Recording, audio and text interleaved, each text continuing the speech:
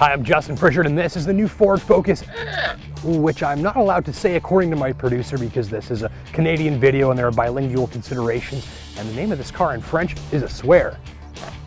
What's in a name anyhow? The important thing here is that Ford's finally joined the hot hatch scene in much the same way as everyone else in it, with higher power, lowered suspension, bigger brakes, a body kit, big exhaust, and of course, a special badge which we can't show you because it's a bad word.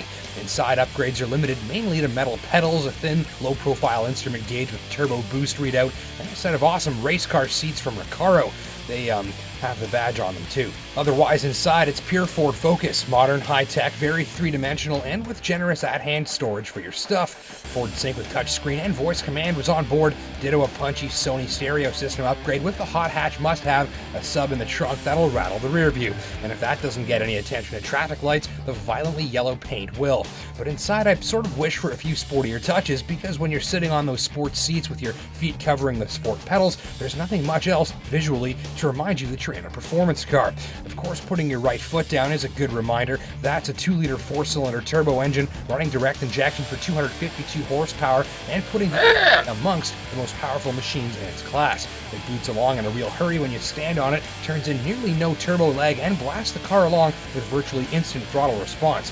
Sounds nice too, which is interesting because usually turbo engines don't. Power goes up front via a 6-speed manual transmission. The throw is a bit long and you'll probably like the shifter in the Civic Si or Volvo C30 better, but thankfully they haven't installed a sissy clutch. This one bites hard when you shift fast, holds plenty of power for quick launches, and requires a good stomp to work.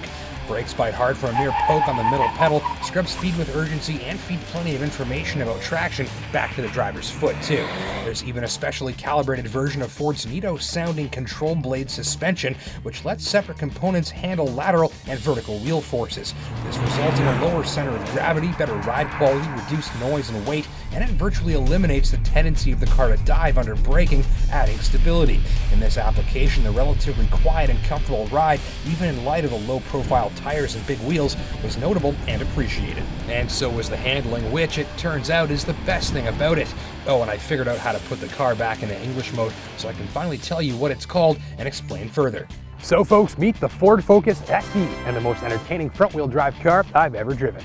Quick steering, the superhero tires, and the capable and flat chassis are partly to thank, but moreover, the ST is massively engaging thanks to a bit of electronic witchcraft that works the brakes to help the car steer.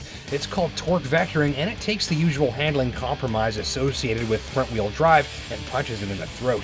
So plain English, you're hogging on it around a corner a little bit. Here's the Focus ST. You're going around the bend. You've got inside wheel braking here and here. So as you're turning, that helps to point the front in, but also get the tail out a little bit. And when it does that, it puts a little bit of braking on the outside rear wheel in the corner, and that helps to sustain the drift and make it stable. So long story short, using the brakes, you've got a front-wheel drive car that likes to drift. Really, the ST is a massive amount of rotating, twisting, fun to drive hard, and it's a bad influence. There's even a sport mode that tells the stability control system to lighten up a little when you're misbehaving. Oh, and when you're not participating in acts of rambunctious hooliganism, it's easygoing to drive, has decent cargo space, and is pretty good on gas too. My only complaint was the turning circle, which is ridiculously big for a small car. All said, the clever use of suspension and braking technology, as well as the punchy engine, admirably muscular clutch, and the latest infotainment goodies help set the Focus ST apart. Give it a test drive along with the GTI, Mini Cooper S, C30 Turbo, Mazda Speed 3, and WRX from Subaru. Thanks for watching.